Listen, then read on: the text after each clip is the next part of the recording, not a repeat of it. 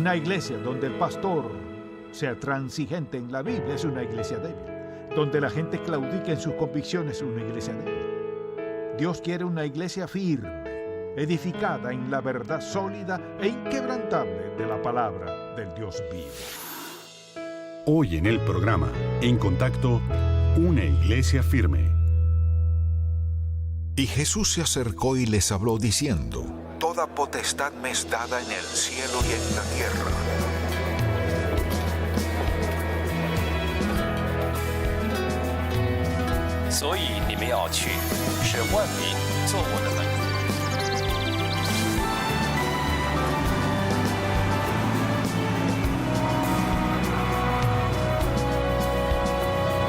Baptizing them in the name of the Father, the Son, the Holy Spirit. Enseñándoles que guarden todas las cosas que os he mandado, y he aquí yo estoy con vosotros todos los días hasta el fin del mundo. Amén.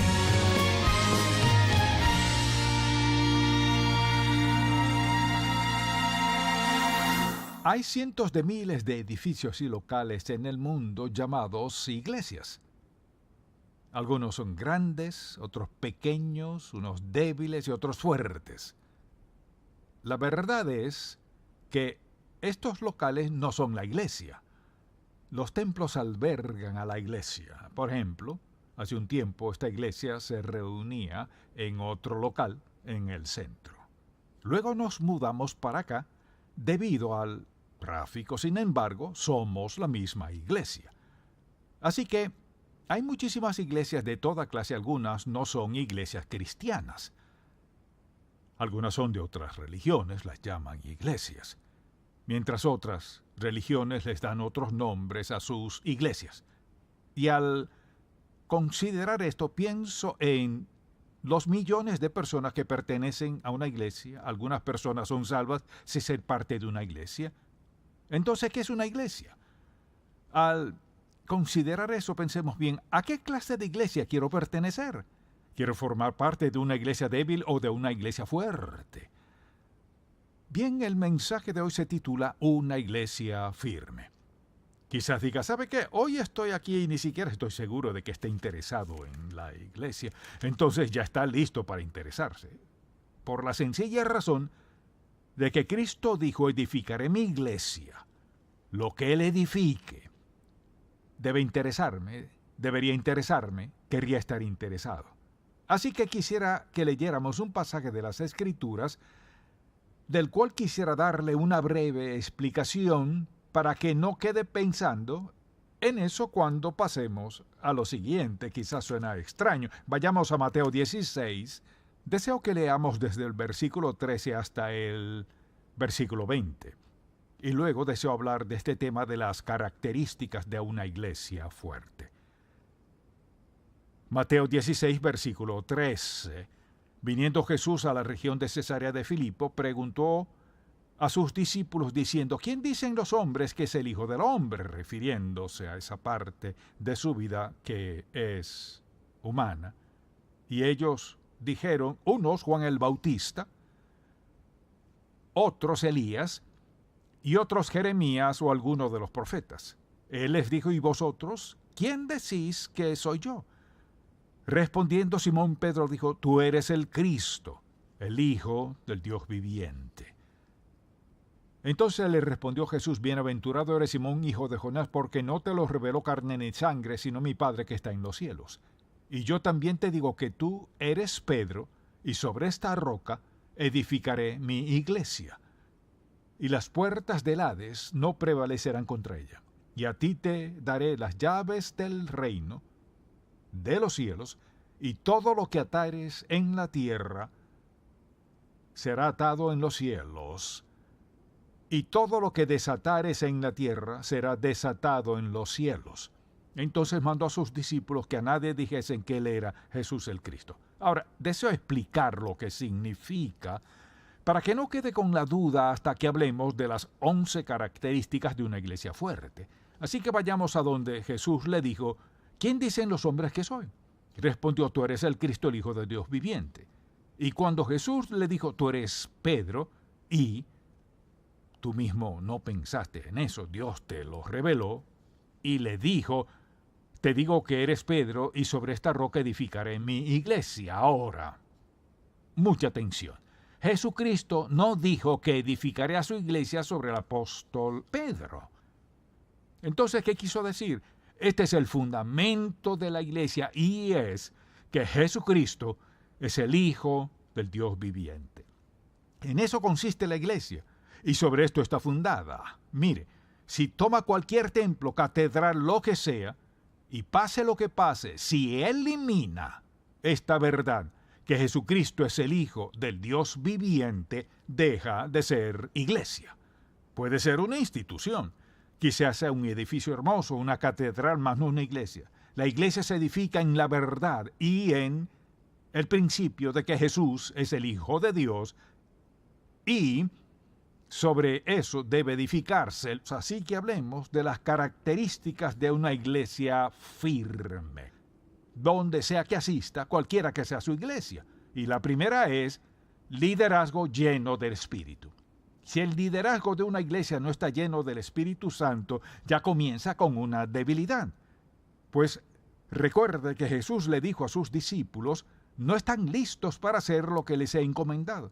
Les dio la gran comisión, pero les dijo, quédense en la ciudad de Jerusalén hasta que seáis llenos del Espíritu Santo, hasta que Él venga sobre ustedes, porque sabía que no podrían hacer lo que les encomendó, a no ser que el Espíritu de Dios estuviese en ellos, facultándoles, capacitándoles, fortaleciéndoles, dirigiéndoles para que hicieran lo que les había llamado a hacer. Piensen eso, les dio a los 12 hombres, uno de ellos fue hecho a un lado, Judas, y luego otro tomó su lugar, Matías, y más adelante los 120. Les dio el reto de llevar su verdad al mundo entero. ¿Se imagina cuán absurdo ha de haber sonado eso en aquel entonces? Hoy día tenemos la radio, la televisión, los celulares, de todo. En aquel tiempo era de boca en boca. Y les dijo, pero no están listos. No están listos hasta que llegue el Espíritu. Y lo mismo es cierto hoy. El personal de una iglesia no es apto para hacer la labor que Dios le ha dado si no son llenos del Espíritu Santo. Y no solo los pastores, sino todo el personal. Así que para tener una iglesia firme, el liderazgo debe ser lleno del Espíritu Santo, atento a Él, dependiente de Él, para recibir la dirección, la guía, el poder, la fuerza y el conocimiento para desempeñar su labor. Lo que tratamos de hacer no se logra de la nada. Mucho pasa en medio de todo. Entonces, primero, necesita un liderazgo lleno del Espíritu Santo y que sus vidas evidencien, muestren esa llenura del Espíritu que el apóstol Pablo nos da en Gálatas 5, de gozo, amor, paz y todo lo demás que menciona. Entonces, número 1, ese es el comienzo. Lo primero, una iglesia firme. El liderazgo pastoral y todo el personal está lleno del Espíritu Santo. Número 2, tiene un mensaje de sana doctrina que suple las necesidades de la gente. Pienso en cuántas personas van a la iglesia cada semana y nunca llevan sus Biblias. Piensen en esto. Van a la iglesia, se sientan, escuchan generalmente unos 20 o 30 minutos. ¿Cómo saben si lo que les dijo es verdad o no? Y es su derecho, su privilegio, su responsabilidad preguntarse, ¿he escuchado o no la verdad? Entonces, doctrinalmente sano significa que tenemos creencias arraigadas en la palabra de Dios, nacen de la palabra de Dios, se enseñan en la Biblia y debemos enseñar lo mismo a otros. Ser doctrinalmente sano es que creemos la verdad que enseña la Biblia. Alguien dirá, bueno, ¿qué tal quienes no estén de acuerdo con nosotros? Habrá personas que no estarán de acuerdo con sus creencias. Por ejemplo, hay quienes creen que la salvación se pierde, no importa lo que les diga, seguirán creyendo que pueden perderla. Y nosotros no creemos eso porque la Biblia no lo enseña. Y punto. No lo enseña. Sin embargo, ellos lo creen por su interpretación, esa es su doctrina. Así que usted debe definir sus creencias personales. Creo esto de Cristo, creo esto del cielo, creo tal cosa de la santificación, justificación, creo esto de la iglesia, creo esto del diablo y todo lo demás. Debe tener su propia doctrina personal, basada en la Biblia. Si no la tiene, alguien puede venir a enseñarle algo totalmente falso. Y hoy en día hay muchas enseñanzas falsas sin duda alguna. Así que cuando alguien le diga en qué cree, pregúntele por qué lo creen. Si sacan un panfleto o algo que alguien escribió, digamos, veamos qué dice la Biblia. Así que usted debe saber lo que cree y por qué. No solo eso, tiene la responsabilidad de enseñar a sus hijos lo que cree de la palabra de Dios. Cuando crezcan, deben crecer creyendo en la palabra de Dios. Su doctrina debe formar parte de sus vidas desde pequeños porque son sus creencias. Ahora, vendrá un momento en que pondrán sus creencias a prueba y ellos le dirán: sé que eso es lo que tú crees, pero no estoy seguro de creerlo yo, ¿sabe? Está bien, que lo prueben. Si les enseñó la verdad, esta no solo sobrevivirá, vencerá. Y desde luego no es condescendiente en sus convicciones. Si una iglesia se mantiene firme es porque tiene convicciones. No las hacen a un lado, sino que se rigen por ellas. Por ejemplo, si usted tiene la convicción de no ingerir bebidas alcohólicas y alguien viene a decirle: bueno, un poquito no te hará mal, la Biblia tal y tal, y siguen así. Y usted responde: bueno, esa es mi creencia, pero supongo que no me hará mucho daño, no quiero verme raro. Así que acaba de condescender en sus convicciones. Al claudicar en sus convicciones, hace a un lado sus creencias para agradar a alguien más o a sí mismo, sabiendo que hace algo indebido. Así que si usted tiene ciertas convicciones, por ejemplo, de lo que ve, o si tiene convicciones de con quién se asocia, sus amistades, a dónde va, qué hace, cómo gasta su dinero, en todos estos aspectos debe tener convicciones en las que no cederá. Una iglesia donde el pastor sea transigente en la Biblia es una iglesia débil. Donde la gente claudica en sus convicciones es una iglesia débil. Dios quiere una iglesia firme, edificada en la verdad sólida e inquebrantable de la palabra del Dios vivo. Además, hace gran énfasis en la fe y en la oración. Para que una iglesia sea firme, debe ser firme en oración y en fe. Sin oración, no viviremos como agrada a Dios. Y me ha escuchado decirlo semana a semana: debe comenzar el día de rodillas. Y si no puede, siéntese como sea, pero hablando con Dios. No solo orando, lea su palabra. Mire, si no lee la Biblia, puede caer en toda clase de cosas. Si lee la palabra de Dios a diario, desde que comienza el día, lo que está diciendo es: Señor, reconozco que te necesito hoy. Háblale a mi corazón. Quiero que me des dirección para este día, todo el día. Quiero andar en tu voluntad. Si comienza el día así, ¿no contestará Dios esa oración? Claro que sí. Y pasa esto: leerá un pasaje bíblico y pensará qué quiere decir, qué significa. Y de algún modo queda en su corazón. Antes del final del día algo pasará y pensará: Señor, me diste una advertencia y la ignoré. Nuestro Dios es personal, cercano. Él quiere actuar en su vida de tal modo que usted y Él tengan una relación estrecha. Esa relación solo se dará en la lectura de la palabra de Dios, absorbiéndola en su mente y corazón. Usted dirá: bueno, hay cosas que no entiendo. ¿Sabe? Siga leyendo y las entenderá. Siga leyendo la Biblia y Dios le mostrará la verdad. Se la mostrará, mire, Dios se la mostrará especialmente lo que necesita en su vida. Y Dios le mostrará cómo lograrlo, le mostrará dónde ir, cuándo ir, a quién evitar, qué evitar, cómo usar su dinero. O sea, Dios es admirable, es el mejor amigo que podamos tener. No podemos perder siendo obedientes a Dios Todopoderoso, no podemos. Así que la fe y la oración son esenciales para una iglesia firme. Si llegan a faltar, no habrá fortaleza, porque el poder del Espíritu Santo fluye mediante personas de fe y oración. Y desde luego, el servicio de adoración. Ello provee el entorno donde las personas experimentan la presencia de Dios y salen renovadas en su compromiso y servicio a Él. Eso debería pasar en toda iglesia firme. Así deben ser los cultos de adoración. Ahora, por eso no estoy de acuerdo con los sermones de 20 minutos. Mire, en 20 minutos ni se saca al mundo de su mente. Así que, en un culto de adoración centramos nuestra atención en Dios, no en el predicador, sino en Dios, en su palabra, en lo que Dios quiere hacer en nuestra vida. Abrimos nuestro corazón y decimos: háblame. Y al llegar a la iglesia creo que una de las primeras cosas que debemos hacer es orar: Señor, hoy me has traído aquí, quiero que le hables a mi corazón, quiero que me enseñes lo que tengo que escuchar. Ayúdame a escucharlo, creerlo, aceptarlo y practicarlo en mi corazón. Porque mire, esto no se trata de un lugar de teatro, sino de adoración, un lugar donde juntos encontramos a Dios. Podemos reunirnos con Dios cada mañana, cada día, a cualquier hora, pero aquí nos reunimos con otros creyentes. Y tiene algo especial de congregarnos con otros creyentes y los himnos que entonamos hace un rato. Todas estas cosas nos edifican y nos llenan nuestro corazón de gozo al pensar en lo que cantamos y oramos y damos adoración. Y claro, al pensar en todas estas características también, fiel y generosa en sus ofrendas. No me escucha pidiendo dinero.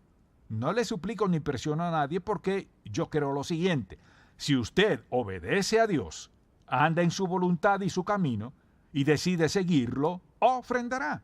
Porque el Espíritu de Dios le motivará, y escuche, le motivará por esta razón. Él quiere que aprendamos ¿a qué? A adorarlo con nuestros diezmos y ofrendas. Y muy rara vez lo menciono.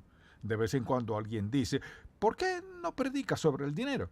No creo que eso sea lo que Dios quiera que haga, la mayoría de las veces, pero a veces hago esas explicaciones y retos si hay una razón.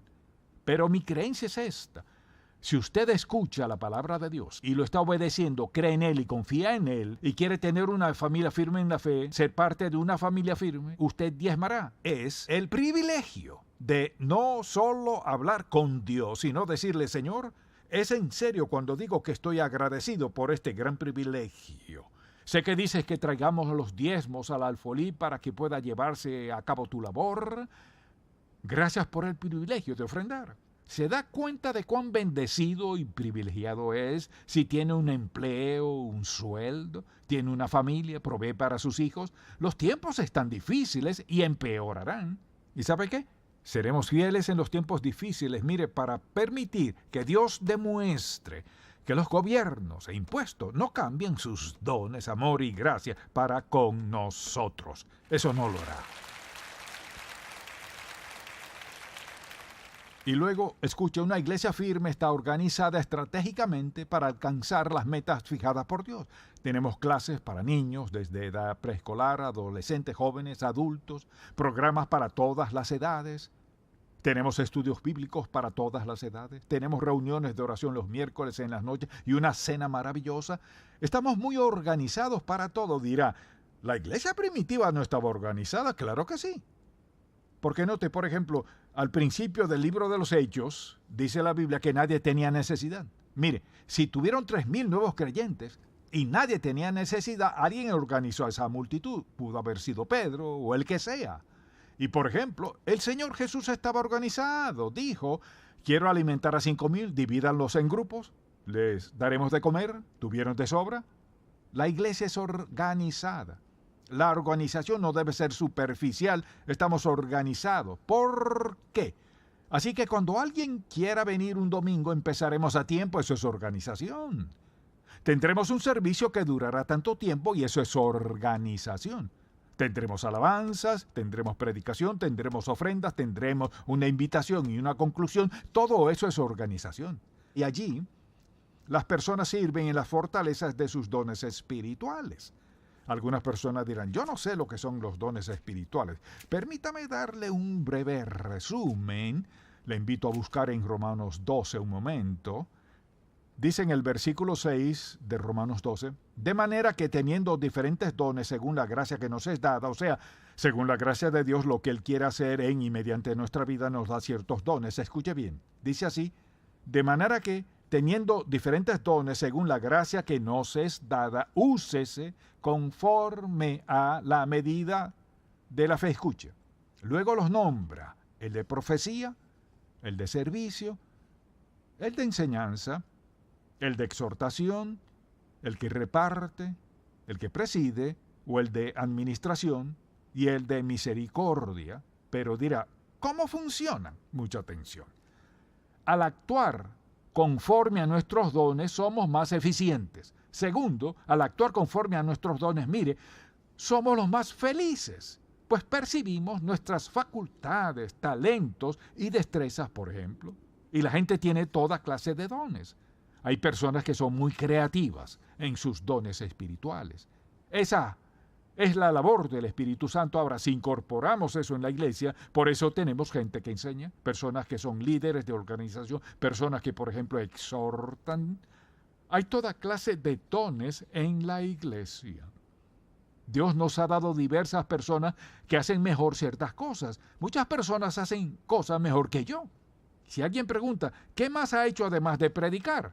Repartir periódicos y lavar carros. Quizás algunas otras cosas, pero Dios me creó para esto. Soy más feliz haciendo esto. Me esmero en hacerlo. Si tuviera que enseñar cálculo en un salón de 20 alumnos, sería un fracaso total. Porque no es quien soy. Usted es quien es. Es una gran lección para aprender, una lección que nos libera, darnos cuenta de cuál es nuestro don espiritual, que cuando alguien espere que hagamos algo para lo cual Dios no nos ha dotado, no nos sentimos frustrados. Una iglesia firme es aquella donde la gente actúa conforme a sus dones espirituales. Y desde luego hay unidad en espíritu. En una iglesia firme, la gente es unida en espíritu. Pienso, por ejemplo, en las mega iglesias. Cuando hay una división, siempre es destructivo. Siempre es destructivo cuando surge algo que divide al pueblo de Dios. Pero piensa en lo que causa discordia. Y simplemente digo esto: el hecho de que aquí juntos tenemos gente de muchos países del mundo, de muchas razas, naciones, nacionalidades, toda clase de idiomas. Aquí, en esta iglesia, hay gente de unos 55 idiomas que asisten. Eso es fabuloso.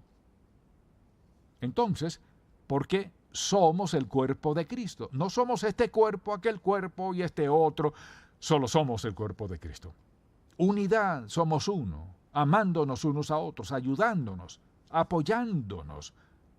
Ver quién está en necesidad para ser uno. Eso hizo fuerte a la iglesia del Nuevo Testamento. Revolucionaron su época y conquistaron a Roma por haber permanecido juntos y creer la palabra de Dios. Y parte de esa unidad es mostrar amor genuino los unos a los otros. El amor es como la pega que une a la iglesia. Mire, si usted está sentado en la iglesia y ve a alguien a quien no soporta, tiene que arreglársela con Dios. O sea, si alguien no me ama, ¿sabe lo que me pasa? Pienso, bien, Señor, ¿qué tienes en mente? Comienzo a orar por ellos y luego, lo que sea, se arregla. Amarse los unos a los otros era el mensaje de Cristo. Y cuando dice, edificaré mi iglesia, ¿sobre qué le edificó? Sobre el reconocimiento de que Él era el Hijo de Dios y en nuestro amor por Él y amor unos por otros. Eso dijo. Y lo último que mencionaré es una visión por el mundo perdido que resultará en que algunos irán y otros ofrendarán. Una iglesia que no tenga visión para el mundo no será una iglesia firme. Si esperamos que Dios honre y bendiga a los miembros y a las familias de esta iglesia, una de nuestras responsabilidades es llevar el Evangelio al mundo. Queremos llevar el mensaje a todo idioma que podamos para que todos y cualquiera que quiera escuchar la verdad y la ame, o sea ignorante de la verdad, pueda escucharla y ser salvo por la gracia de Dios. La iglesia del Nuevo Testamento tenía visión para el mundo. Y la razón por la cual lo sé es porque estoy aquí como hijo de Dios. Y es a miles de kilómetros de aquí. Nunca pararon, fueron perseguidos, Roma trató de destruirlo y el Evangelio es fuerte hoy y se fortalece en el mundo entero. La pregunta es, ¿qué es una iglesia firme? Y le he dado lo que creo de todo corazón, son 11 características sumamente importantes de una iglesia fuerte. Ahora hay una pregunta que deseo hacerle. Si me escucha, dígame amén. ¿Qué está haciendo usted para contribuir a la fortaleza de su iglesia? Miembros de esta iglesia, visitantes y todos los que nos ven y los que nos escuchan, ¿qué está haciendo para contribuir a la fortaleza de su iglesia? Segunda pregunta. si otros en su iglesia siguen su mismo patrón, ¿seguirá la iglesia siendo firme y fructífera para el reino de Dios? Ahora, ¿está de acuerdo en que ha escuchado la verdad? Muy bien. Ahora quisiera pedirle lo siguiente. ¿Ha escuchado cómo es una iglesia?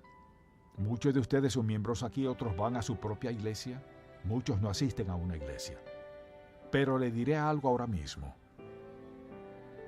Si cree lo que ha escuchado, el Evangelio de verdad, si está dispuesto a decirle, Señor, quiero hacer un compromiso hoy,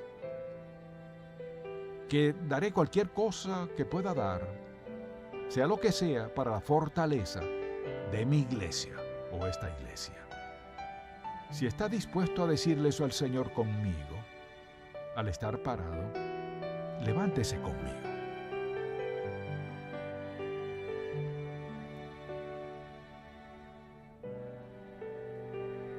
Lo que estamos diciendo es, Señor, queremos ser una iglesia fuerte, basada en tu palabra, comprometida a alcanzar a cuanto sea posible alcanzar. Amén. ¿Qué puertas está abriendo Dios en su vida? Si Dios nos ordena hacer algo, es una oportunidad. No es solo una responsabilidad, no es solo un llamamiento de Dios, es la oportunidad para servir al Dios viviente. ¿Hay algo más sublime en la vida que esto? Descubra las oportunidades que Dios ha preparado para usted con esta serie de 4 mensajes, Ante las oportunidades, disponible en CDs o DVDs. Muchas gracias por su sintonía. Esperamos que este programa haya sido de gran bendición. Para adquirir una copia del mensaje de hoy, Una Iglesia Firme, llame gratis a nuestro teléfono 888-730-4211 en Estados Unidos y Puerto Rico o visite encontacto.org.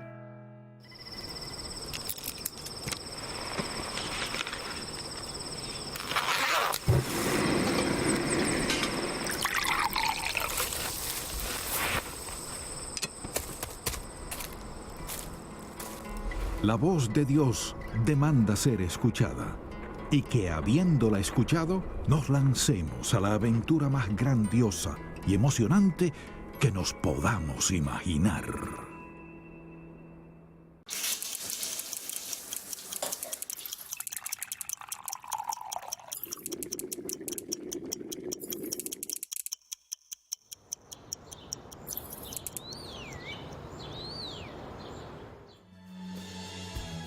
Con el propósito de impactar al mundo con verdadera pasión por Dios y compasión por todo ser humano, la enseñanza de Charles Stanley es una presentación de Ministerios en Contacto.